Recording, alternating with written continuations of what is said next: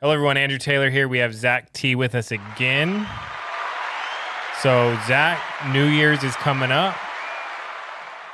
What's your New Year's resolution? I don't do New Year's resolutions. You don't? No. I don't know. I changed some stuff during the year. I want to keep doing all the stuff I've been doing, but I don't like to make them at New Year's. I feel like it's hard to stick if you just do it when everyone else is doing it, you know? Do you have any New Year's resolutions? No, but I do think about things I can do better. Yeah. I like what you said. You're like, I start them in December so Yeah. that I'm already used to it by the time January comes. Yeah. I don't like the, let's go crazy and then have no momentum for anything by January 1.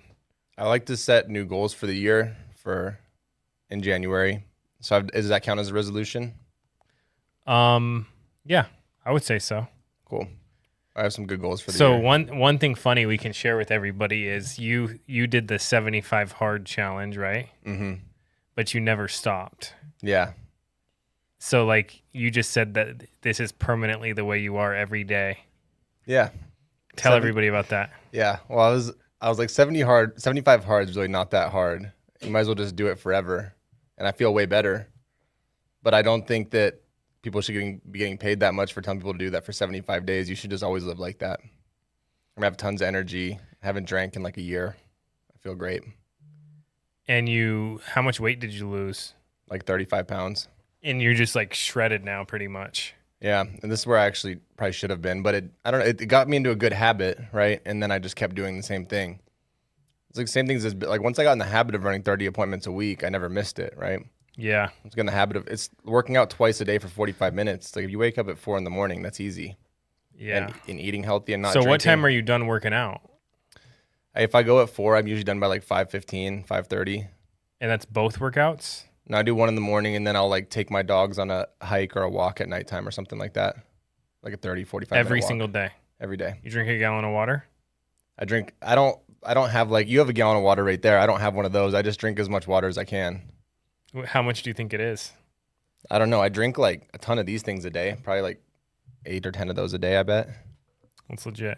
All right. So topic today is final expense mail leads, new and aged, what to expect when it comes to booking them and how to work them. I'm going to pass it to you since you're an expert in this area. Yeah. So I think, final expense mailers were the first mailers I started working for the new ones. So let's start with the brand new ones. So the reason I like them is because you can set exactly how many you're going to get a month, which is really nice. I think it's a really good way for new agents to get acclimated to having some sort of buy per lead order coming in, because it can be a little bit scary the first time. I remember when I first locked out mortgage leads, I locked out a bunch of counties and then I had a bunch of leads coming in all of a sudden, which was fine because I was able to work them and make money. But I think getting agents to start with these is a really good way to step in, right, Drew? Because you can cap out how many and you know exactly how many leads you're going to get and you can budget for it better than you can with other lead types where you lock out counties and you get all the leads that come in. I think that they're very similar to, the other mortgage protection mailers. I think, and the only difference between them and an internet lead is just that they filled out in the mail and you're going to meet with people who filled something out saying that they specifically wanted burial insurance. So it's not a life insurance lead. They just want specifically burial insurance. So what I noticed is they're easier to book than internet leads, but harder to sell for me in my career. Right. Because internet leads, they knew exactly why they were coming. These ones are easy to book because they filled out a form about burial insurance, but it wasn't very detailed. Right. So I always enjoyed booking the appointments fast. I also ran into, and I just want to be as transparent as possible on here, I ran into lower income on those leads. Is that something you've experienced? Has your team experienced? And what do they do to maneuver or work in that situation? Yeah, so there's a couple of things. So yeah, that'll definitely happen. I think as long as you're being like same as with certain lead types, like you want to make sure that they're in areas where you're going to have a higher. So like with mortgage leads, doesn't matter because everyone that is filling them out is a homeowner, right? With final expense leads, for me, what I would always do is, and you can get with the leads department, they'll help you with this. I would check off the ones that lived in multifamily housing because I didn't want those ones. Not because I didn't want to help the people, but because it was really difficult to get people to buzz me in and out of apartments and stuff like that. And it's very easy to do that, right? And then I would always look for leads in a little bit in counties that had a little bit higher average income to make sure I wasn't, only seeing people on, Social Security, housing, and all that sort of stuff. And you can get with the leads department, and they can help make recommendations for where you should or shouldn't get those leads. And they'll also make sure that you don't lock out like 600 leads a month or anything like that. Yeah, you don't want to go too much. Right, you don't want to get too many of them. And that's why I think like if you set it up and you're new and you're looking, like I want to start this, it'll give you a good place to start, understand how to work them, see if you like them or not, and then you can always add more leads on and then transition now, into mortgage leads. These things can take a little while to turn on. Correct. But then the flow can be pretty good. Yeah, it'll be it's a good thing to mix into your lead flow for sure. And I think it's a good first thing to use as a mailer. Yeah. But you want to be careful because you don't want to go, I want peak, and then when they're coming in and you have other things coming in, they're like, whoa, I don't want them. Right. Yeah, you definitely want to step into them slowly, right? Yeah.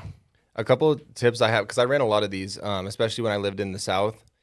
I think the appointments, if you let them get out of hand, they will. And you let people take control, they'll take control. And you have to understand the demographic you're meeting with is people typically that are 50 to 80 years old that are looking for final expense insurance.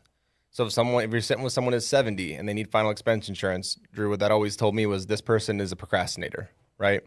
So I think you have to make sure you have very structured appointments and are very direct and to the point. Because if not, you'll meet with a lot of people who are retired and they're cool with sitting there talking to you for 45 minutes about nothing, right? About their grandkids, friends, goldfish. You're like, how did we get here? So I think you have to go in there and just be very assumptive and assertive right away. So I'd always sit down with them and, again, keep it simple. I'd go, Andrew, you filled this out. I assume you're looking for some life insurance for burial, right? Yep. Okay, cool. Who's the beneficiary? And just jump right in, right to the point. That way, if they say something crazy, like I was hoping this was going to be free, this, that, or the third, then you can get it out of the way right away and either, sit and sell the appointment or be out of it. But those ones should be 30 to 45 minutes, right? Yeah, they are super fast. Over the phone, one thing I always did, because the only time I couldn't help someone is if they didn't have a bank account. Correct. That was the only time. Like I have no bank account at all. Mm-hmm. Did you ever put that in your phone script? Yeah, I'd always ask people, I'd be going through the phone script. All right, just to check for a few other things for eligibility. Do you have a bank or a credit union you work through? And they'll tell you right away, or they'll tell you Social Security card or whatever. And if they have a Social Security card, you can help them. You can help them. But if they don't have any type of thing, then is it worth going? No. Don't even go. No. I mean, if you're a brand new agent, you need to go. Maybe you can help them set a bank account up. If you have no other appointments at that time, fine. But if your schedule is full, it's going to be a waste of your time. Unless someone in the household has a bank account. Right. So you can go, does anyone in the household have a bank account? And with those ones, I would always call them and be very specific, like getting back to you about the request that you filled out and sent in for the state-regulated life insurance programs, pay a death benefit if you die. Remember doing, and then I'd go through their information, but I'd want them to know right away I was talking about life insurance and it's going to pay a death benefit if you die, so that they weren't remotely confused about what I was calling about. Yeah, that's good. So they never thought it was Medicare. They never thought it was a government-assisted thing because I said it on the phone what it was going to be. Yeah. So now let's get to the aged leads, which FFL just put age leads that no FFL agents ever had in the system. Mm-hmm. And then those can be anywhere from 1 to 7 years old or something? Yep. Okay. You used to always work the aged ones. Yeah. So I'm going to share some info about marketing. Okay. So when you're marketing, there's two different types of people when you're doing direct mail marketing, Zach. One is called a responder, and one is called a non-responder. What do you think the differences are? The responders always fill stuff out. So some data companies sell what's called responder data. So instead of mailing to the people that don't ever respond to anything, what if you narrowed down your advertising to people that actually respond to stuff? They're labeled as a responder, right? Mm-hmm. Then your response rate can go up. So since we know that the people that are filling out forms in general are responders, we know that they respond to stuff often. And we've known that because sometimes we'll get the same lead every year. The same person will fill out a lead because they'll get another one advertised to them, mm-hmm. right? Yep. We also know that we've had people fill out an internet lead, a direct mail final expense lead, a mortgage protection lead, and a Facebook lead, the exact same person. Yep, because they're looking for insurance, clearly. And they fill out advertisements. Right. Okay. So the way I worked any mortgage protection or any aged or mortgage protection lead or final expense lead is I would call them assuming they filled another one out. So I'd go, Zach, you recently filled out a form. I'm calling you about the form you filled out in the mail. I don't address that it was a long time ago. And I usually am able to book that appointment just like it was brand new. Now, if I did that a long time ago, then I'm going to do what Henry Payne said, which was, my job is to get you the information. You can throw it away, but I could take you off our list, and I still go see them. Now, I've heard people say they set them just because they get very good on the phone, and they just figure it out, right? I think that's part of it. You got to get enough leads. I say if you're getting these ones, I would say get and dial them and figure out what works for you. You have 200 leads, and you're totally good to go, right? So I think try some of the stuff that we recommended for phone script, but get on there and try and see what works for you too. And as long as you're confident and assertive, people are gonna let you come over. So everything works a little bit. Mm-hmm. Is there any perfect scenario for leads? Never, besides running them all. Now, what is perfect is just making a plan and executing. Right. Whatever that plan is for you, whatever is convenient for you at that time, whatever the situation is, making a plan and executing. Right. And then, so you're asking about the 1, 2, and 3 month final expense leads. Yeah. So those ones are, similar to what we talked about with the mortgage ones, right? But the thing I think is interesting about these ones is a lot of people won't have taken care of it with the 1 month ones. We have a lot of agents that write a lot of business off of them. And it's because you're calling specifically seniors that are 50 to 75 years old, right? So seniors typically are less likely to answer the phone because they're getting all kinds of calls. And especially the other agents that are calling them may call them one time, right? Like say Andrew works for a different company without our training. He might call them one time on Monday, Tuesday, Wednesday, Thursday at 9 a.m. Where we know you're calling them 3 to 4 times back to back. So by the time we get the leads, we have a really good chance of setting an appointment with these people because what we do and how aggressive we are on the phones, right? Mm-hmm. So a lot of everyone I talk to say most of the people they sit down with that are the 1, 2, and 3 month leads have never even been sat down with before. And people have never even called them. Never called them. They maybe door knocked them one time, or they called them once. People will get a brand new lead, mm-hmm. and the person will think they're a telemarketer and hang up on them. And they'll never call them back. They never door knock them anything. I remember one thing, this made me think of that. I used to, sometimes when you get leads in and the person just writes all their info on there and doesn't fill out the phone number, I used to love those ones because I'm like, no one else is going to door knock this one. I'm going to. No one else is going to get a hold of that guy. I'm going to go get a hold of him.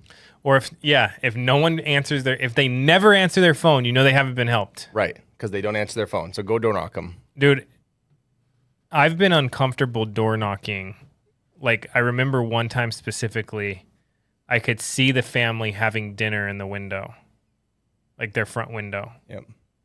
Is like a storybook or something, right? Right. And I'm like, dude, I'm going to go knock on their door and ask them about insurance.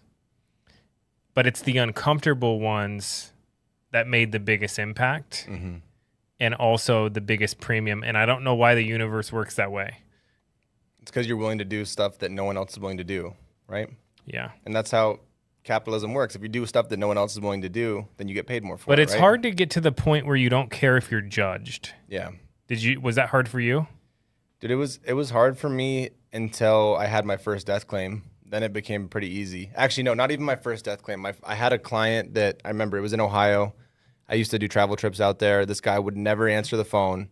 I door knocked him, sat with him, and I was a little nervous that he was like judging me for door knocking him. Sat with him. He told me he wanted to think about it. He was like 60 years old, totally healthy. Didn't get him coverage. And then his daughter called me like a month later and he died. Massive heart attack, right? So she asked, I have this card. Did you get insurance? And I told her no. He told me he wanted to think about it. And she was like, oh, well, he was kind of stubborn. So thanks for trying. But I felt terrible about it. So after that point forward, I didn't want to feel like I failed someone again. So I either made people give me a yes or no. And it made it really easy to not get judged anymore. Yeah. Huge. Well, anybody watching, we hope this helps. The goal is to get agents to understand that there's no perfect world. Hard work, caring about people, making a plan and executing, do you believe the more you care and the better job you do, the less you'll get less chargebacks? Because the more you show your clients that you care about them, they're not going to want to meet with anyone else because they know you put the time in, and they know that you're going to be the one there to make sure the death claim gets paid out and all that stuff. So they're not going to ever want to work with anyone else. Yeah. And especially if you do a good job and you care about people, you ask them if it's going to help your daughter who lives in Michigan, you live in Las Vegas, pay for your funeral, and make sure that she doesn't have to go into her own account, which would take away from her kids. Like, it's tied to all this stuff that you found out by actually caring about the family. So it's peace of mind to make sure your daughter is not going to be in a bad financial spot because of a decision you didn't make. So I think the good agents care so much that they tie it to something deeper and they don't get as many chargebacks. Yeah. Thanks for coming in. We have, let's see when we're back. New Year's Eve, we will be back, and we're going over Facebook and YouTube leads. Awesome. And we talked about working through the holidays because we want to set the example for the person who is not where they want to be. They have anxiety, fear of taking care of their family or not being able to financially. Who knows why they ended up working with us. But we want to set the example and remind people that you don't have to, but you can get ahead when most people are, doing what everyone else does. You do have an opportunity to get ahead.